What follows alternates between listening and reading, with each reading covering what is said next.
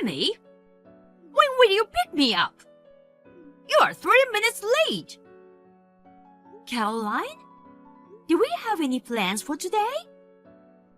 I'm going to the movies today with a friend, and we will eat dinner afterward. I told you to pick me up at the station at 9 p.m. Don't tell me you forgot. Oh, about that. I told you I can't pick you up before. I have a 2-year-old daughter. I can't just leave my child and pick you up. Huh?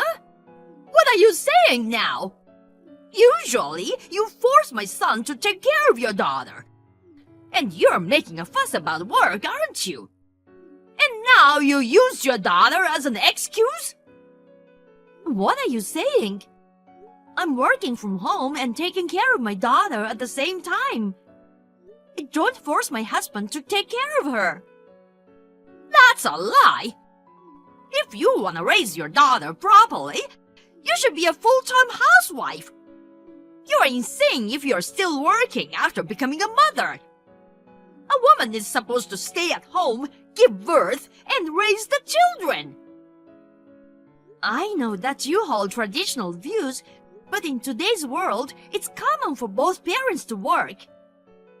Women have other roles too, besides raising children. We'll take care of our daughter and work together. So please don't meddle in our family matters. Oh my God! What did you say? You make him do the child care too?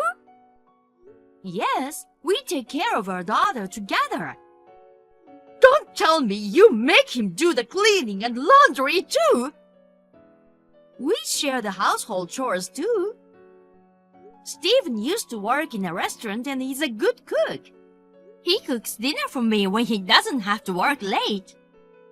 I have a very helpful husband and I'm so thankful for it. Jesus Christ! I'm sure he regrets having a useless wife like you from the bottom of his heart. A useless wife? Yes, it's you, a useless wife. You don't take care of your daughter. You don't do housework and you don't cook. You don't even have respect for your mother-in-law. His brother Kevin got a nice, homely, modest wife.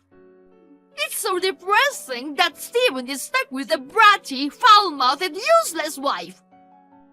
You and Stephen should get divorced right now. I see. I'm not getting a divorce and I can't even pick you up. Please take a cab or the subway home. Whatever. I don't have a choice. I'll give you a break today. Next time, I'll thoroughly give you a lesson on how to be a good wife, so be prepared. Hey, Caroline. This morning you suddenly showed up at our house and started going through things, right? The babysitter told me about it. What's the deal with that? I hadn't gotten the money from the last time yet. So I went to get it. But I couldn't find the cash or the wallet, so I ended up taking that designer bag from the closet. Can you please give it back? Even though you are a mother-in-law, going in without asking and taking stuff? Do you really think that's okay? Oh my God, do you think I'm a thief? Stephen gave me a spare key, you know. Giving a key means it's cool to drop by anytime, right? When we bought the house, we gave you a key, but it was meant for emergencies, not an invitation to steal stuff. I don't recall saying anything like what you said. I didn't steal! I considered it payment for the taxi fare I lent you last time. Huh? Taxi fare? Wait, are you talking about the night out with your friend? Exactly! Because you didn't come to pick me up, I had to take a taxi home. So, it's only fair to ask you for the taxi fare, right? I would have asked you directly if you were there. But since you weren't around, I reluctantly took the bag. I don't get what you're saying. I already told you I couldn't come to pick you up from the start. Here we go again. Excuse me? You said you were too busy taking care of your daughter and couldn't come pick me up. When I went to your house today, you had a sitter taking care of your daughter. What the hell is going on? I have to go to the office once a month for a meeting. That's the only day I ask the sitter to take care of my daughter. Then, why didn't you call your sitter last time? There's no reason for that. I'm your mother-in-law. You should respect me. If you get a sitter for a work meeting, you should get a sitter when I ask you to pick me up too. I don't understand your logic. Also, I heard that you said some weird things to my daughter and made her cry. What were you thinking? Oh, that. It wasn't anything weird, okay? I told her that her mom doesn't want to raise her and that she's an irresponsible mom. Why are you saying that? She's only 2 years old. I don't want to hear it from you, who leaves a 2-year-old child behind and goes to work. If you don't want to raise her, you should put her in an orphanage. How dare you? If you don't want to do that, then be a full-time housewife. You can't even take care of your own kid, even though you're the wife. I really can't stand that a woman like that is Steven's wife. I don't care if you can't stand it. This is between our family. Important things will be decided within our family. Also, I'll talk to Steven and change the locks on the house. I've had enough of you. Well, why don't you do as you please? Then I'll do as I please. I don't care about the bag that you took anymore. In return, please stay out of our lives. I'm sorry. I was planning to teach you how to mop as part of how to be a good wife training. But my hand slipped and I accidentally splashed a bucket of water on you. What do you mean by that? You suddenly barged into my working room and out of nowhere you threw water at me. I can't believe you did this. I changed the front door lock and haven't given a spare key to you. So, how did you manage to get in? I borrowed it from Kevin. Steven's brother? Oh, we did give Kevin a spare key for emergencies. Kevin and his wife are also victims of your harassment. So I thought they would sympathize and cooperate. And after discussing it with Steven, we thought it was a good idea. But somehow it turns out like this. You got completely fooled. You're so dumb. What? Kevin is my dearest son, you know. I raised him strictly because he's the eldest. He's nothing like Steven, who disrespects his parents. Even in choosing a wife, he listened to me. Finding a meek and obedient wife. Kevin and his wife would do anything for my sake. They probably staged that act to deceive you and get a spare key. What? So, Kevin was on your side from the beginning? I've been fooled. Well, having such a clever eldest son is a relief. You and Steven should learn from them. I'll educate you until you become obedient to me. I can be very strict, you know. You If you're whining over a little water, you won't be able to handle what's coming next. A wife who can't do anything isn't worth living. So, I'll drill into you the essence of being a full-time housewife. First, quit your job. With your level of intelligence, there's no job you can do at home, right? So, just quit that pointless job. I see. Okay, then. I'll fire the person who is doing that pointless job. What do you mean? Are you firing yourself? No. It's Kevin who will be fired. What? What are you talking about?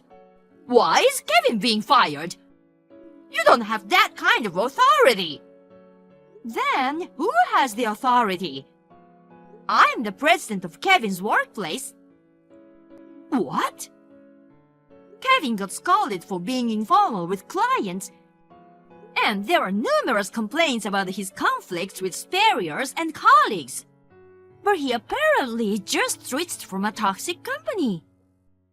When I met him off work, he seemed very kind, so I wanted to observe a bit longer, but it turns out his kindness was an act, and he didn't even know who the president of his own company was. You're Kevin's company president? That can't be true. Being a woman with a child, you shouldn't be a president. It's common sense for women to protect the home while men work outside. A company led by a woman won't succeed. We aim to eliminate such biases and discrimination and strive for gender equality, allowing people to work in a style that suits them. That's our company's stance. Personally, I have a 2-year-old daughter, so prioritizing childcare, caregiving, and other personal matters.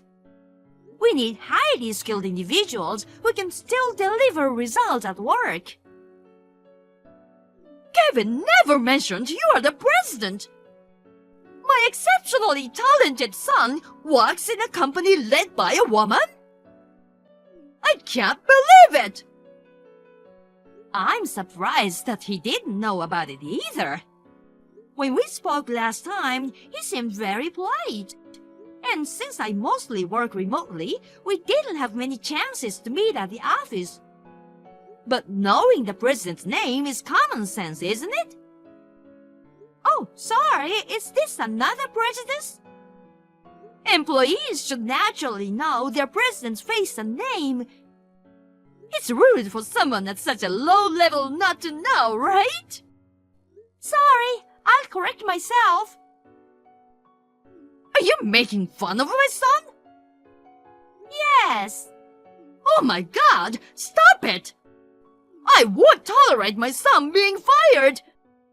He can't be fired for such a stupid reason! What reason are you talking about? Just because I threw water at my daughter-in-law. It's stupid that my son gets fired because of that! Well, that did annoy me, but that's not the direct reason for his termination.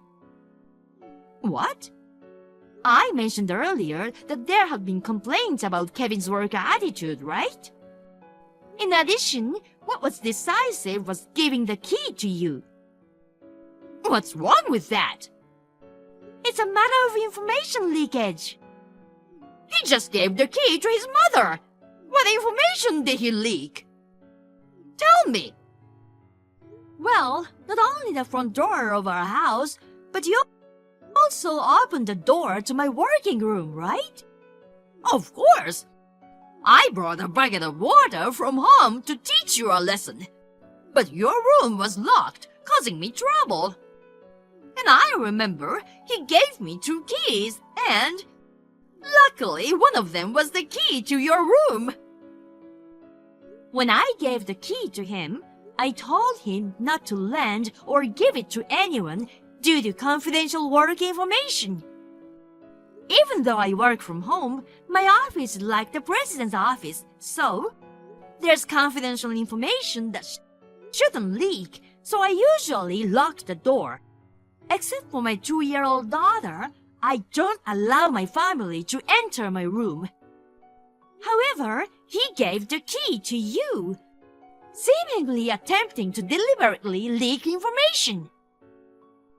Well, he didn't know you were the president. It can't be helped, right? Do you think such an excuse is acceptable? Of course. My son did nothing wrong. That's what you think. I just called the HR department and they've sorted the things out. Unfortunately, your son has lost his job. What? He's fired just like that? The official notice will come later, but he doesn't have to work starting tomorrow, so please inform him. Your strict discipline is the reason why he ended up like this. Hold on! I can't tell him that! What will Kevin think if he finds out? If you can't say, that's fine too. The termination is confirmed, and whatever you did, it won't change anything now. It's not officially decided yet, right? I apologize for throwing water. Can you forgive me? Oh, speaking of water, thanks to you who poured a bucket of water into my office, my work PC and equipment got damaged. So, we'll be making a compensation claim on behalf of the company. What do you mean? You're demanding money? Of course. You can replace the equipment with new ones if you'd like, but some are purchased from specialized vendors, so I don't think an amateur like you can replace all of them. So, yeah, I think it'll easily exceed $10,000, but we'll calculate it officially later and send you the bill. $10,000? Oh, and please pay it all at once. There's no way I can pay for that. Then borrow money or whatever it takes to pay. Well, I'll start calculating the damages now, so... Wait a moment, please. Okay, I understand. It's about the designer bag from the other day, and you're upset, right? What? I admit it was expensive compared to the taxi fare. I got a bit greedy. I'm sorry. I'll return it, so please don't fire my son.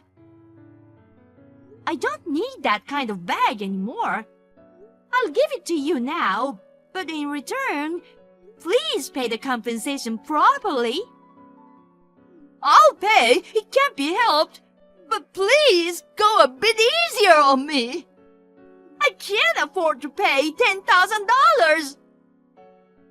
Oh, and please return the spare key. And please never involve with our family ever again. Don't say such things. I'll go to your house now and apologize, so please don't fire my son. After that conversation, Caroline came to my house and apologized. However, at that moment, Stephen, who heard the incident, left work early and came home. Stephen got furious with her, and he decided to cut ties with her and told her to never get involved with us again. He also ensured that she promised to pay the full compensation for my company's equipment all at once. Since she insisted on returning the bag, I told her to sell it and use the money towards the compensation. Kevin, who got fired as expected, erupted in anger at his mother and went rampage. Caught up in the commotion, Kevin's father and wife exploded from years of stress, angrily confronted their spouses with a divorce, succeeded in kicking them out of the house. Caroline took out a loan and paid the compensation all at once. Later, when she hit a rough patch financially and tried reaching out to friends, it turned out all of them somehow sensed the trouble, yet not a single one offered any help. Now, Kevin is back in a toxic company where he used to work. Caroline is working part-time, living in an incredibly frugal life to pay off debt.